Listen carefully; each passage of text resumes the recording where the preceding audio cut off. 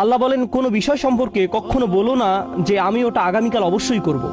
এটা কখনো বলো না। তিনি আসলে বলেননি বলো না, লা তাকুল, তিনি বলেছেন লা তাকুলান্না, বলার সাহসও করো না, কখনো না যে কোনো কিছু সম্পর্কে যে আমি অবশ্যই আগামীকাল এটা করব।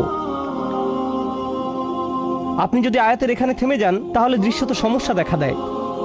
কারণ আপনার বস বলেন আপনাকে অবশ্যই এই অ্যাসাইনমেন্ট আগামীকাল জমা দিতে হবে, আপনি তখন বলেন অবশ্যই আমি আগামীকাল জমা দিব, শিওর শিওর ইনশাআল্লাহ। কখনো কখনো আপনি ইনশাআল্লাহ বলেন, কখনো বলেন না। কিন্তু মানুষ নিশ্চয়তামূলক ওয়াদা করে সব সময়। হ্যাঁ হ্যাঁ আমি নিশ্চিত যাব। তুমি কি দাওয়াতে আসছো? হ্যাঁ হ্যাঁ আমি নিশ্চিত যাব। কিরে জুমায় যাবি তো? হ্যাঁ হ্যাঁ অবশ্যই।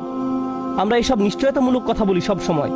পরের আয়াতে গিয়ে আল্লাহ এই বিষয়টা সম্পূর্ণ করলেন। তিনি বলেন ইল্লা আইয়াশা আল্লাহ, আল্লাহ ইচ্ছা করলে বলা ব্যতিরেকে। একমাত্র ব্যতিক্রম হলো আমার এটা করার ইচ্ছা শতভাগ যদি আল্লাহ ইচ্ছা করেন। এই জন্য মুসলিম সংস্কৃতিতে আমরা যখন ভবিষ্যৎ নিয়ে কথা বলি আমরা ইনশা আল্লাহ শব্দ ব্যবহার করি। আল্লাহ যদি চান আগামীকাল 3টায় তোমার সাথে দেখা হবে ইনশাআল্লাহ। আল্লাহ যদি সিদ্ধান্ত নেন তোমার সাথে আমার দেখা হবে না, সেটা আমার নিয়ন্ত্রণের বাইরে। আমার ইচ্ছা আছে, কিন্তু আল্লাহর পরিকল্পনা আমার পরিকল্পনা থেকে ভিন্ন হতে পারে।